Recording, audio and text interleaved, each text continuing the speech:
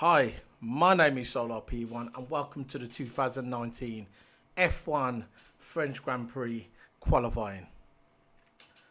Now, for the past 2 weeks, we've been hearing on social media, YouTube, you name it. You've had them all coming out, the Ferrari fans, Mercedes fans, McLaren fans, even Williams fans. Coming out and saying basically Vettel didn't deserve the penalty. Well, the rules are there, set by the FIA and the stewards. The rules are there. They're not there to be broken. They are there for the safety of the drivers. So, if you just take the rules away and let them race like reckless renegades, maybe the death toll will start to mount up. We're not driving in the 50s and the 60s where the best way to survive in a car crash is to jump out of a car. We're not here in the 90s where there was no halo. So basically, if the car crashes into the wall, you probably end up with head trauma. Or maybe death. The rules are there. And you can't change the rules because you feel like it. Vettel got the 5-second time penalty, and that is it. And I don't care if they spent 2 weeks trying to gather new evidence and they still got rejected by the FIA. It is done. Let it go. If that was Lewis Hamilton and he got wrong done, he would, alright, and I'm not saying he wouldn't moan and he wouldn't bitch. He would have moaned probably for about a couple of days and then move on. Move on to the next race and make yourself stronger. Not bitch for 2 weeks to the FIA gathering evidence, because by then you should be looking forward to your race. And this weekend, Sebastian Vettel, his race, his qualifying suffered. Not because there was a shift problem, no. Not because he had governor in his pants, no. It's the fact that he spent 2 weeks gathering evidence for the FIA, and they said they had video footage that proves that he shouldn't have got the penalty. Listen, once the FIA make their decision, it is done. Done. That is it. You lost. You didn't win. You came second. Get used to it. And then you can moan on Twitter, these Ferrari fans, Ferrari marks.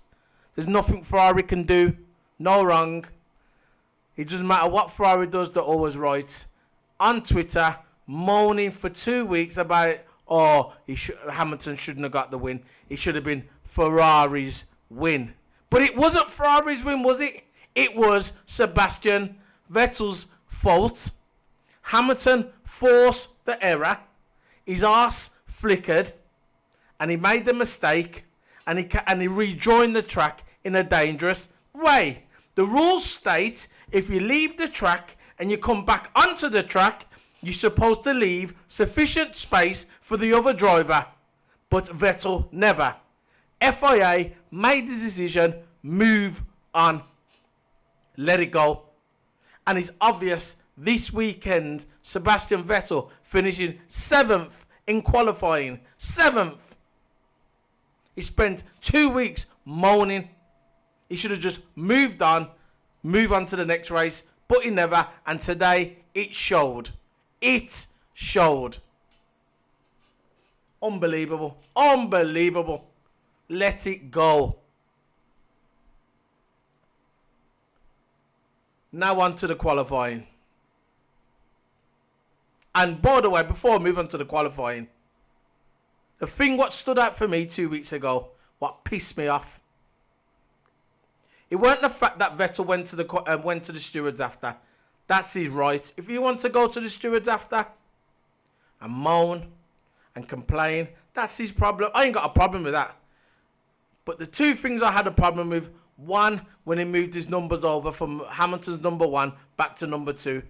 When he moved the numbers over. And 3, when Martin Brundle was interviewing both of them, and Martin Brundle says to Vettel, what do you think? What do you think happened? You think he was you think you lost the race? You think you should have won? And he says, ask the crowd, they'll tell you. Disrespect. Trying to get the crowd to turn on Hamilton. That and moving the numbers. They're the things I had a problem with. The rest of it, I didn't have a problem with. If he wants to go jogging through Mercedes' factory, running after the FIA steward and start complaining, that's up to him. But them other 2 things, they're the things I had a problem with. Apart from that, whatever. But we're moving on. We're at the French Grand Prix. Not one of my favourite Grand Prix. I don't think it's any of the drivers' favourite Grand Prix, to be fair. All I saw in practice was sliding everywhere. It was like they was driving on ice. Unbelievable. That track is wrong. Last year, the pit lane was too small. This year, they're trying to adjust the pit lane, and the pit lane is still too small. Unbelievable. And them turns. Why don't they just get rid of turn 8? Why don't they just make it a simple straight instead of that stupid carousel? Unbelievable. What's the point? You could have a lovely, nice, big, long straight there. Perfect DRS zone. But what did the French do? They decided to make a little carousel on turn 8, making it awkward. Why? The driver don't like it. The FIA don't like it. Just change it. It was just sliding everywhere. You had flipping Kimi sliding 5 times through the same turn 8. Hamilton struggling. Bottas struggling. Just get rid of it. Practice 3. I know this is a qualifying review, but I'm going to talk about practice 3 because practice 3 is on the same day as qualifying. It's just a brief. I'm just going to go through practice 3 just a little bit. P3 had Force India, right? You had what's his name? Atmar, one of my favourite technical directors in the whole of F1. He's up there with Toto. They was talking to him saying Force India. You think Force India's got a chance here? Atmar was saying, not really. They're having balance issues with the cars. They've got limited resources there for that track. It's one of those tracks they call it's a liar track. They call it a liar track. It's basically all you gotta do weekend just manage the car, make sure you got good balance, and hopefully you can get a good result. And there's a few tracks I don't like. I think Monaco they don't like, and this track, and Singapore. So basically they call it a liar track. And Atmar was saying his goal for this weekend is to make sure to get the balance issues correct. And that's basically what they were saying in practice session about the Force India. Now on to the qualifying. Soon as qualifying started, again, understeering. You had Charles Leclerc understeering like crazy. Just like Bottas did, just like Hamilton did. You had turn 8. Problem again. Daniel Ricciardo. Basically, there could have been straight away in Q1, there could have been a disastrous. It could have been disastrous for Renault and Alfa Romeo. Basically, yeah, Daniel Ricciardo just going doing his slow lap round, just getting used to the track. In turn 8, out of nowhere, Kimi Räikkönen comes flying round to turn 8 because he loses control. Because, like I said before, turn 8 is just a miss. They should get rid of it. Kimi Räikkönen comes speeding past Daniel Ricciardo, missed him by a couple of inches. You had the track lights, what should have been yellow, flashing green. I don't know what that was all about. It should have been flashing green, but it was flashing yellow. No. It was flashing yellow. It should have been flashing green to say there was a hazard, but it wasn't. So I don't know what was happening. I don't know what them French guys were drinking last night, that French wine, or smoking that wacky backy. I don't know what the French lighting team was doing last night, but they got the light wrong. That could have been a disaster. That could have been a flawless that could have been, you know what I mean? It could have been disastrous for both of them. It could have been a nasty accident between Kimi Räikkönen and Daniel Ricciardo because of that turn 8.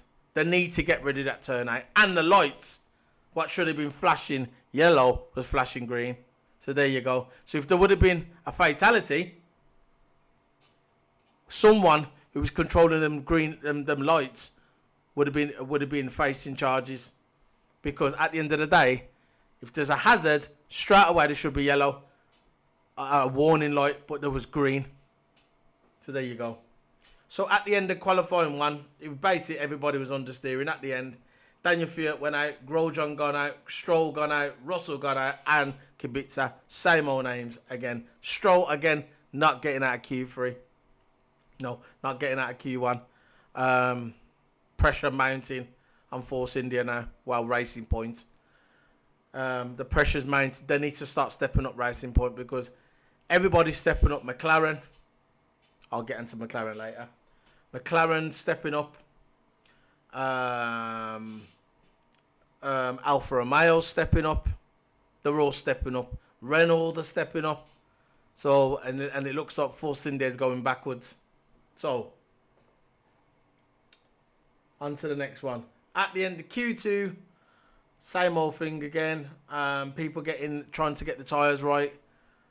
The problems on, you know what? I know I'm going over it again with the track, but problems again in that track is unreal. How much bad steering, understeering's coming out of that track. The tailwind at the back of the car's moving all over the place. You had Carlos Sainz going around to turn 7 on a flying lap, and all of a sudden his back end just spins out all over the place. So, yeah, that was the end of Q2. At the end of Q2, you had Albon, Raikkonen, Hülkenberg, Perez, Magnussen, all going out. So, Raikkonen, again, not making out of Q2. It must be frustrating for a world champion like Kimi Räikkönen. He's come from a team, from Ferrari, where he was at the top of his game, and now he's going to Alfa Romeo, expecting not the same results. Obviously, he's not going to get the same results as Ferrari. But you're thinking that he would have been in their midfield. And he's not. Again, not making that a Q2. So, on to Q3. This is where it starts to get interesting. Before Q3 started, my favourite to get pole was Valtteri Bottas. I thought there's no way that Valtteri Bottas is not going to get pole. He didn't get the fastest in practice 1. Who cares? Practice 2 he got the fastest. Practice 3 he got the fastest. But to be fair, in practice 2, Hamilton was having problems with his car, with his steering. He didn't get his qualifying runs in. But it doesn't matter. Bottas still had the upper hand on Hamilton. Now, everybody knows Hamilton's like this. Starts off the weekend slow, and as the weekend comes into the qualifying, he steps up. But Bottas, I just thought Bottas had him in the qual. I just thought Bottas will come first, Hamilton will come second, third probably Vettel. But Vettel, what happened to Vettel? He's trying to come for his qualifying lap in Q3. What's happened is that he said he's having shifter problems. Couldn't even complete a lap. Comes darting into the pits, talking about his shifter's not working. What's going on? Again, Ferrari, dumbfounded, standing there, looking at Vettel. What's going on? What's going on? Shifter's not working. His shifter up is not working. During qualifying, 2 minutes to go. Lando Norris comes out with a flying lap. Again, Lando Norris, flying it for the Brits, flying it for McLaren. Brilliant. Finishing 5th, just behind Max Verstappen. Absolutely brilliant. Driver of the day for me, Lando Norris. This guy has got world champion written all over him. It's just a matter of time. He's got the right car, the right time. It's going to be his time. Not yet, but it will be. He had Lando Norris coming in 5th. Brilliant. And then all of a sudden, Vettel, again, going for his last stint, a minute to go, comes out the pits, coming behind Charles Leclerc. You think, you know what, Vettel's gonna come out and he's gonna get in there. He's gonna get maybe second or third. I thought he was gonna get third, and again, he finishes the race on 7th place, 7th in qualifying, Vettel. And I'm telling you now, I don't care what anybody says. I don't care if someone's gonna say it's his car. It's not his car. It's him. He's weak-minded. Sebastian Vettel is weak-minded. He showed that in Germany last year when he had that problems in Hockenheim. He came out in Hockenheim. He put his car into the barrier. And ever since then, his season was down. His season just declined. Ever since Germany, not France, like flipping Paul de Reste said. Paul de Reste, again, Mark, coming out saying on Sky Sports, last year, Hamilton won the championship after the French Grand Prix. How is that possible? Because when it came to the German Grand Prix, there was only a few points between Vettel and Lewis Hamilton. But he says, coming out, he goes, after last year, after the French Grand Prix, Lewis Hamilton, when he won the French Grand Prix last year, Lewis Hamilton then won the championship. No, he never.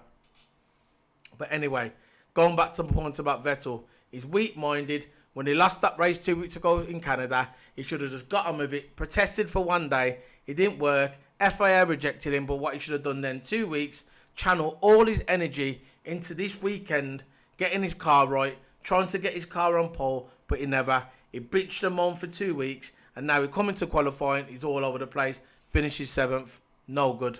No good.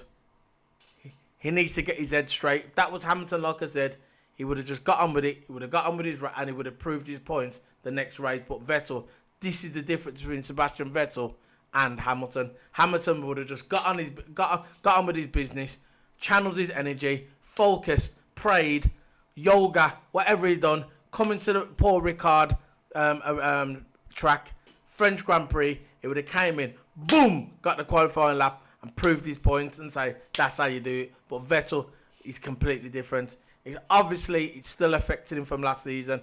I mean, from 2 weeks ago at Canada. And that's why he suffered this weekend, in my opinion. His car was fine. Charles Leclerc was up there. Why wasn't Vettel up there? Vettel's a 4-time world champion. He should have been up there, but he wasn't. Because his head's still stuck in the past from 2 weeks ago. Weak-minded. So, Hamilton finishes pole. Got pole. Bottas second. And Charles Leclerc third. Fourth, and but to me, driver of the day for me is Lando Norris. Then McLarens are moving up. At the beginning of the weekend, McLaren was saying their car is not for this track. They was doing the qualifying sims on the simulator with the car, with the McLaren car. Their car weren't supposed to suit this track. But all of a sudden, they've come into this weekend. They've had a brilliant practice session. They've had a brilliant qualifying session. They've come into this weekend and are just flying. And McLaren are just getting back to the way they were supposed to be. McLaren, one of the greatest teams in F1 history. One of the greatest teams, British team as well. They've come into this weekend and now they're trying to challenge Red Bull. They actually said at the end of the qualifying, their aim is to challenge Red Bull. McLaren challenging Red Bull. When's the last time McLaren said that? What, 10 years ago? No, about 7, 8 years ago. That's the last time McLaren was challenging Red Bull. Now look at them. Look at them. Hats off to McLaren. Hats off to Carlos Sainz. Hats off to Lando Norris. I just hope that McLaren keep this momentum all the way through the season. I want them to just nip on the heels of Red Bull. I want Renault to step up as well. I think Renault's going in the right direction. Nico Hülkenberg, Daniel Ricciardo, good driver lineup for Renault. They're stepping up. Everything's coming to play. The middle field is becoming the front runners. Hopefully McLaren, Renault can keep up this momentum and challenge Red Bull for third place. So that was the end of the qualifying. It was an enjoyable qualifying, I've got to admit. I'm going to go into the standings, how they finished. Let's have a look at the standings. Qualifying. We had Hamilton in pole, second Bottas, third Charles Leclerc, fourth Max Verstappen, fifth Lando Norris, fifth Lando Norris. Whoa, yeah, Lando Norris becoming one of my favourite drivers. Loves his sim racing as well, by the way, and Max Verstappen does. Sixth place Sainz. So you got the two McLarens, fifth and sixth, seventh Vettel, eighth Ricciardo, ninth Pierre Gasly, 10th Giovinazzi, 11th Albon, 12th Kimi Raikkonen, 13th Nico Hülkenberg, 14th Perez, 15th Kevin Magnussen, 16th Daniel Fiat, 17th Roman Grosjean, 18th Stroll, 19th Russell, and 20th Kubica. It is really bad. It was bad for Roman Grosjean in his hometown as well. He's in his home country of France. Not even getting into Q3. Like I said, it was because of that incident as well with Kimi Raikkonen. It was Daniel Ricciardo going around the track slow. Kimi Raikkonen missed him by a couple of inches on turn 8, and then when he was rejoining the track, Kimi Raikkonen,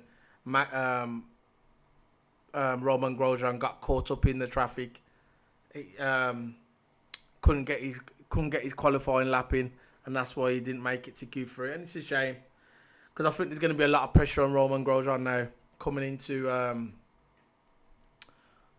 if he can keep onto his seat, because only last year he just about kept onto his seat, held onto his seat.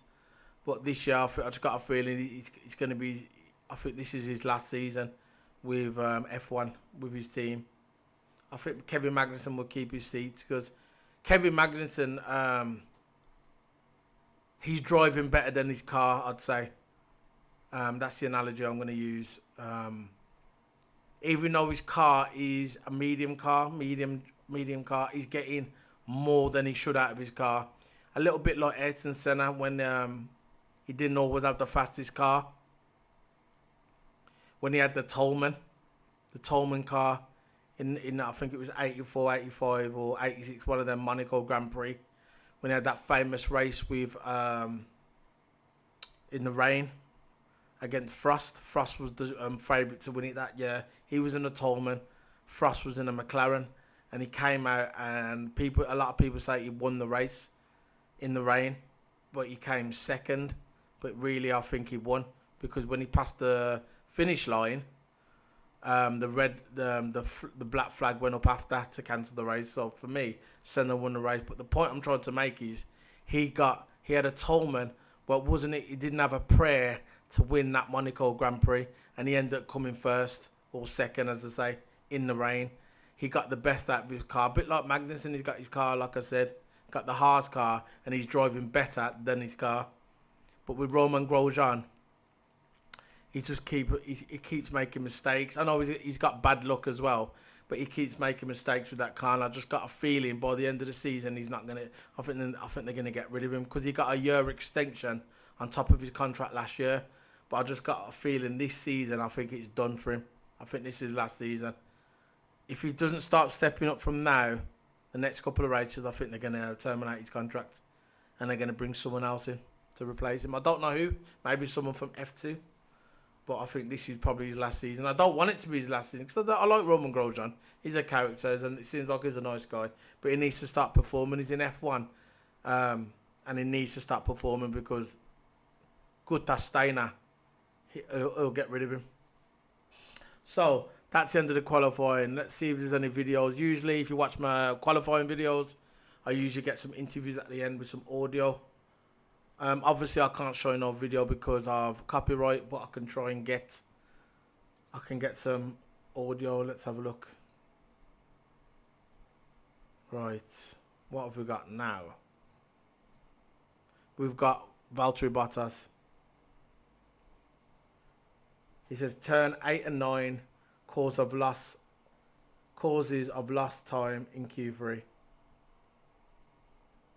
Let's play this.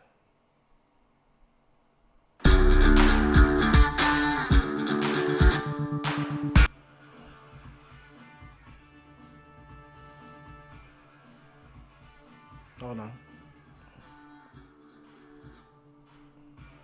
Advertisement, sorry.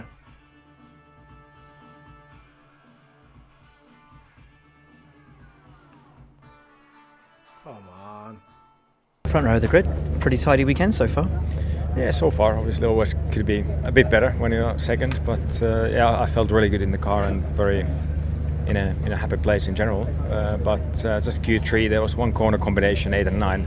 I never could quite get it right, so I think that was in the first run the 1.5 tenths I lost to Lewis. Otherwise it was pretty identical between him and the second run. There was no cars ahead of me, so I had no tow at all. So that was pretty impossible to improve. But yeah, Lewis did some really good laps in Q3 that I was in the end unfortunately unable to match.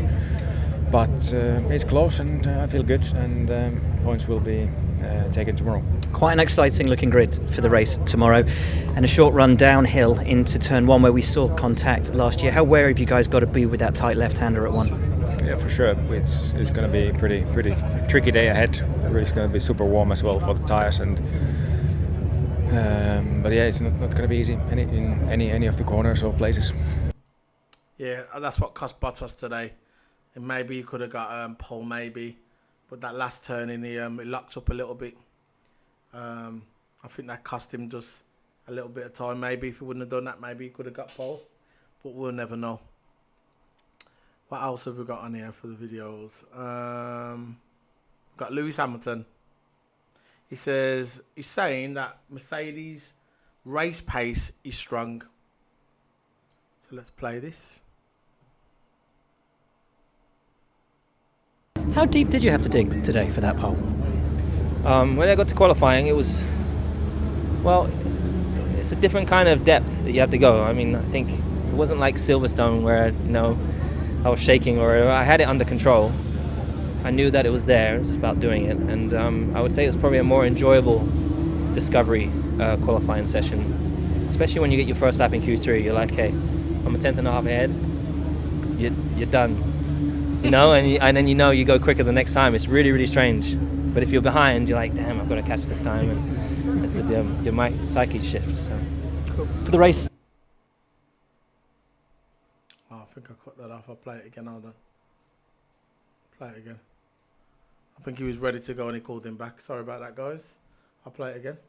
How deep did you have to dig today for that pole? When I got to qualifying, it was, well, it's a different kind of depth that you have to go. I mean, I think it wasn't like Silverstone where, I was shaking or I had it under control.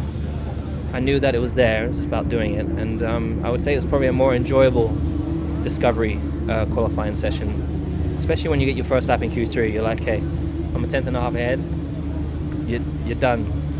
And then you go quicker the next time. It's really, really strange. But if you're behind, you're like, damn, I've got to catch this time. And it's your psyche shift. So For the race tomorrow? yeah, race pace is strong. So race pace was really strong yesterday. So I hope it's still exciting for people, but they might not be too happy about it. He takes a real whack. Yeah. So on to the next one. The looking confident Mercedes. I don't really like to predict races really, but they're looking strong for tomorrow. Mercedes 1 and 2, so they're the favourites to get 1 and 2. I don't know who's going to win the race. Depends who gets the best start. But we'll see what happens. We've got Sebastian Vettel here.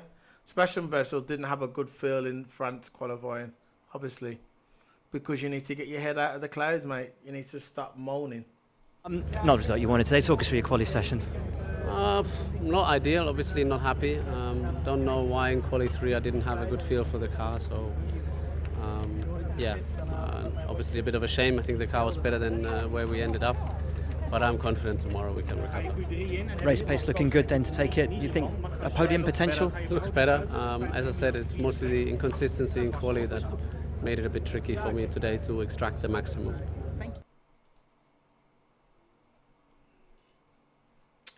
So, is there any more?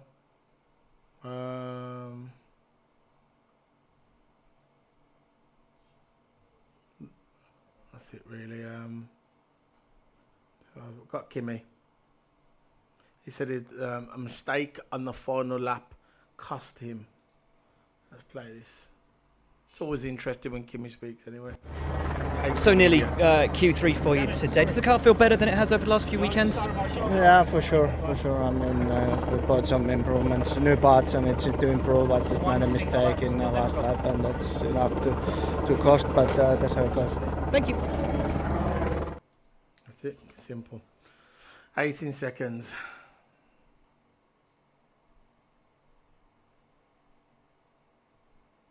Right. And that's it, yeah. So that's the qualifying review over. I'll be back tomorrow for the race day review. It's going to be an interesting race. Still think Mercedes are the favourites to win it, to get 1 and 2. The race pace is there. Third, maybe Charles, I don't know. See what happens. But I'm happy for Lando Norris for finishing where he did, and Carlos Sainz just behind him. McLaren's pace is moving up, and hopefully they can start challenging Red Bull and Renault as well. Hope they can start challenging Red Bull as well. So this is Solo P1 signing out of the 2019 French Grand Prix qualifying. Don't forget to hit the subscribe button, alert button. And before I go, thank you very much for my views from 2 weeks ago, the Canadian Grand Prix qualifying video and the Canadian Grand Prix race day video. Thank you very much, guys. I got over 1k views on both of them. Some of them, I think the race day video is on now 1,130. I'm so happy about that. So thank you very much, guys. I'm congratulated. I'm thanked. I'm honoured, really. I'm so happy about the views, and I thank you guys for the views as well, and the nice comments that I got on some of my videos. So this is Solo P1 signing out. Don't forget to hit the subscribe button and follow me on Instagram, Solo_P1, and Twitch Solo_P1, and Twitter Solo P1, and YouTube Solo P1. So thank you very much, guys. Solo P1 signing out. Bye.